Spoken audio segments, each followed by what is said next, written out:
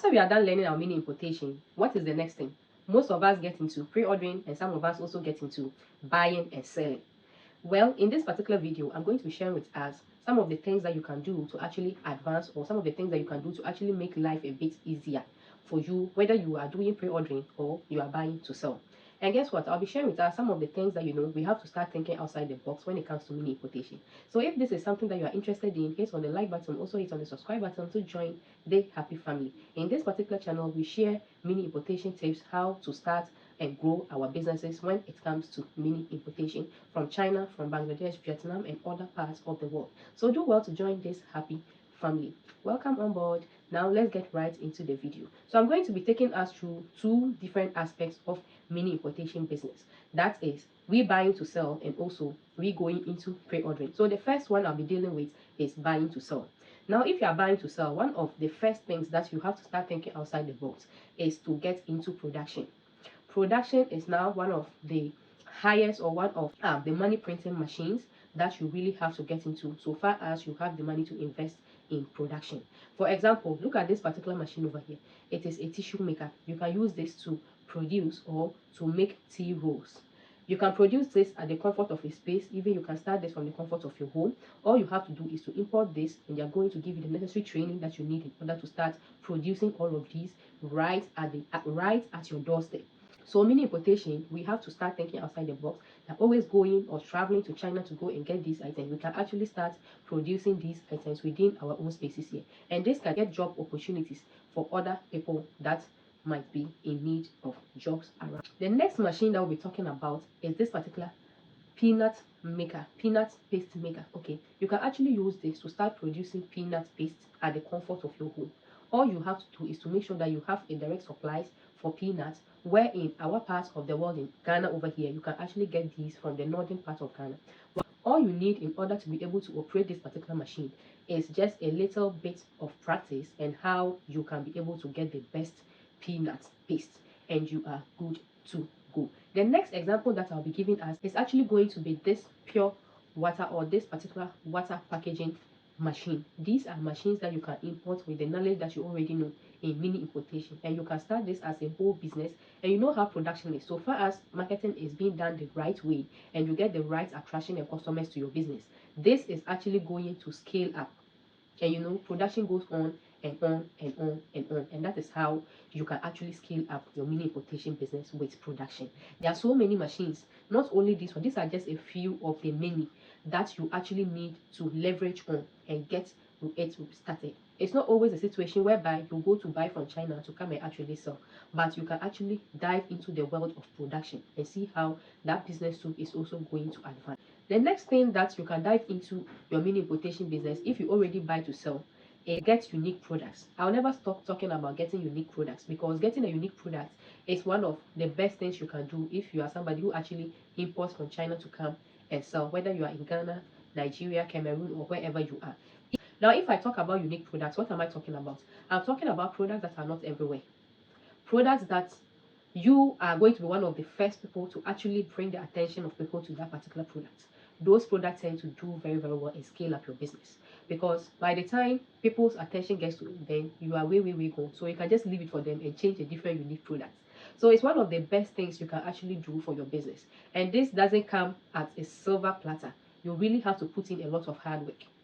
With this one, you have to virtually be sleeping on these sourcing apps, or be sleeping on sourcing agents. So whether you have sourcing agents in China who are going to give you these unique products, or you are going to be sourcing on 1288, Alibaba, or Pinduoduo, wherever, you need to make sure that you are actually putting in the hard work, because as they always say, there is nothing that is new under the sun. Okay, so it means that you have to dig in deeper in order to get these unique products. And once you put your hand, once you click on that particular unique product and you get it right, that is just the beginning of you scaling up in your mini importation business.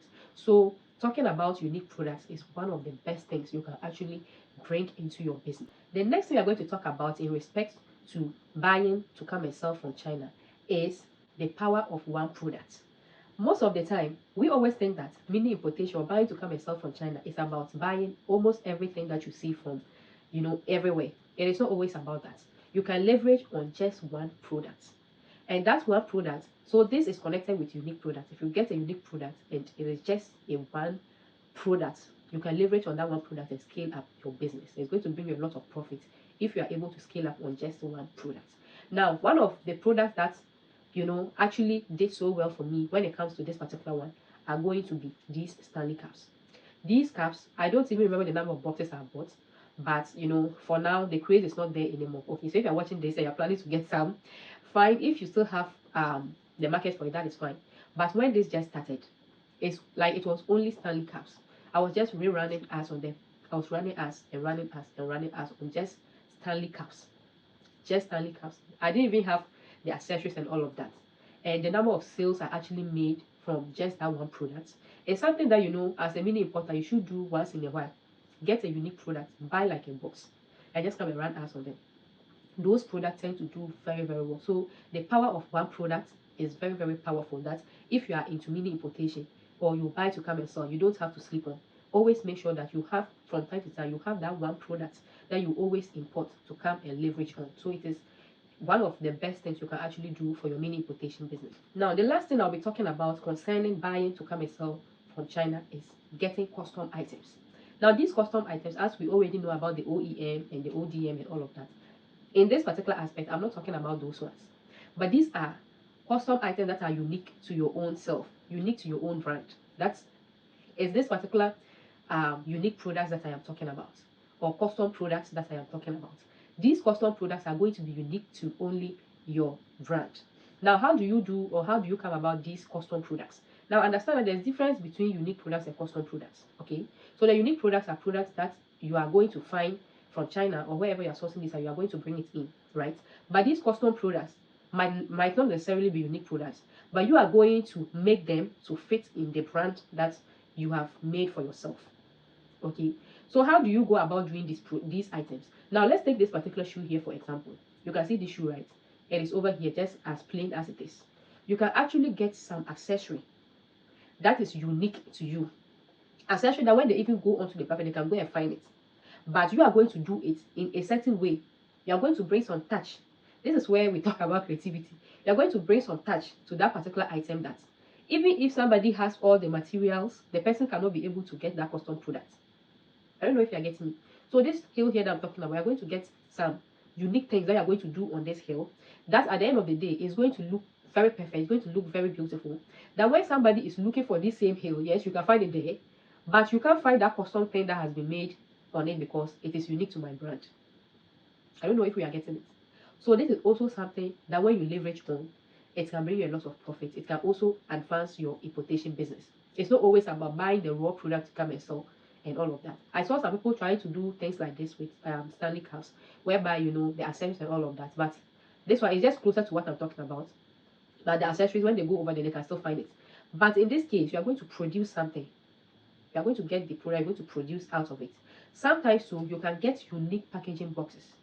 Okay, so they are not going to brand it, no, but you are going to get unique packaging boxes, whereby on these particular boxes, it is going to be unique to you. Whether you are going to create them, you can get the boxes, you can do something on it. Okay, I just hope you understood clearly what I was trying to make in this particular aspect. Okay, so now that we are done with buying to come and sell, now let's move to, if you are into pre-ordering business, what are the things that you can actually bring into that pre-ordering business to help you scale up or to make your life a bit more easy. The first thing we'll be talking about is make use of WhatsApp business labels. Make use of WhatsApp business labels. Like, why are those labels there and you are struggling with your pre-ordering items, like with updating your pre-ordering and all of that? Let me give you a practical example. Ever since I realized this, I don't update on my groups. If I take pre-orders or something, I don't really update on my group that, oh, this person is buying this. Then almost every single day you'll be updating and updating and updating. All you have to do is to label the items.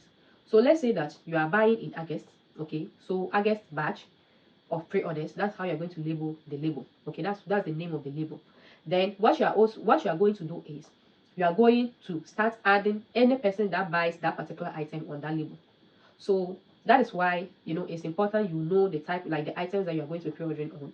So you're not just doing any random work. So in August, you know that you're going to be pre-ordering on maybe 10 items or 20 items. You're going to create all of those labels. Now, when somebody pays for this, you just add them to the label. When somebody pays for this, you just add them to the label. You don't need to be writing them some, like, I mean, you don't need to be updating them on the groups almost every single day. It is even frustrating to some people. So this is what I personally do. Once I start updating them on the labels and all the orders is done, okay, I can just take a snap of the label and post it. If you're not added, then I can add you. Most of the time I get it right. Okay.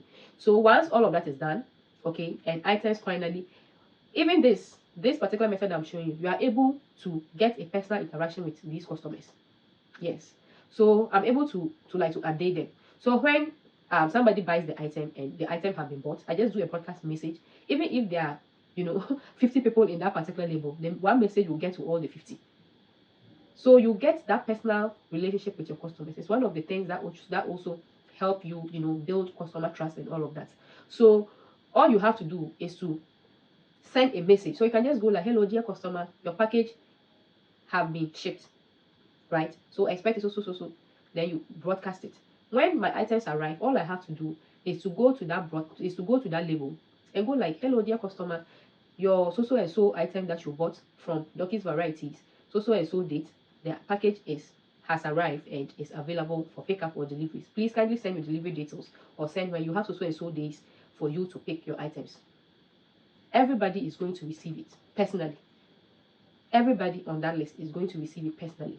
So with this one, it gives some kind of person to person relationship with the customer. So that's one thing that I think if you bring into your mini importation business, it's actually going to help you with a whole lot of stress of updating every single day, updating, arrival groups and all of that. You wouldn't even need an arrival group if you have this particular thing running. Next thing on pre-orders is you can actually pre-order on specific or particular items. You can be like, you only pre-order on bags. It is possible. Pre-orders is not always, or it's not supposed to be always, you are pre-ordering on every single thing at all that you see on the app. Pre-orders can also be done on specific products. So people know you to be somebody who pre-orders on mobile phones. Somebody knows you that you only pre-order on fridges. You pre-order on blenders. You pre-order on dresses. You pre-order on shoes. You pre-order on bills. You pre-order on this, on that. It is also something that can, release a whole lot of stress. Because some of us, we can see that, you get to a point that you're really struggling with your pre-ordering business because of the pressures and everything that is coming, but you don't really know how you can turn things around for yourself. Okay, so I personally, I used to be doing everything, but now I don't do everything. I do on particular items, and even on those particular items, it's not all of the time. I have times that I take pre-orders. I have, it is your business. Make sure you do what you can actually do in order to also help you, the one that is running that business. Okay, because if you get to a point that you're actually struggling with that particular business, then I'm not saying a business is supposed to be smooth, no, but there are just those times you'll get to, the pressures from pre-orders just becomes too much. You don't know what to do. You can scale it down to some particular products. Okay, and when you scale it down to these products, after some time you are even able to, to understand the product that you are able to get the estimated shipping of those items and all of that. So it is much easier for you to scale through.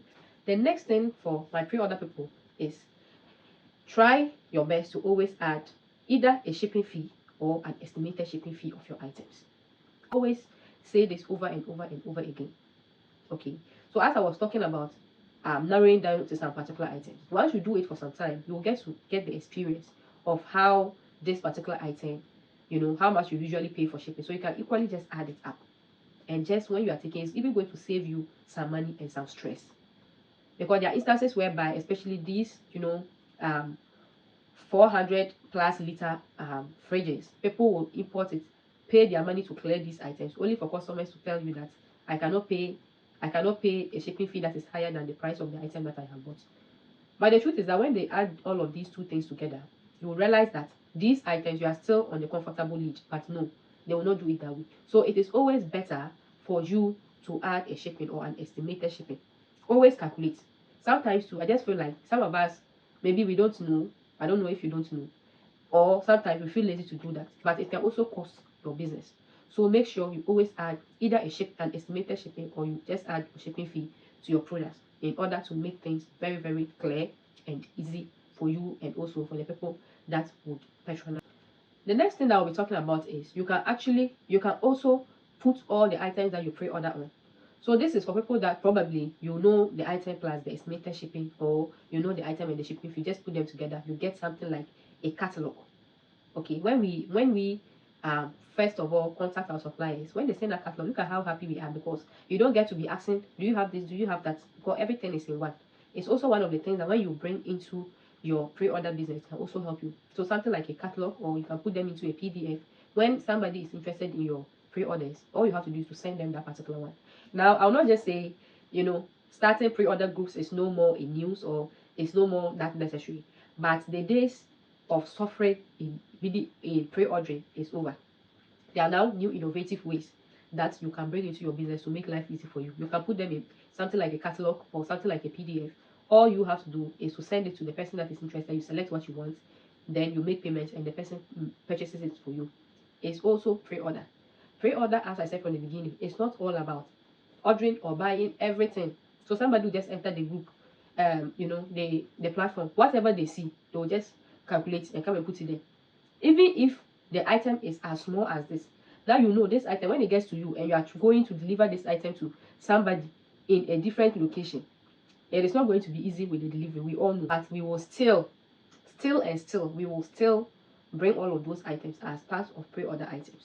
Then somebody will buy an item in January, buy one in March, buy one in April, buy one in June, and they would want to receive all of these items on one day.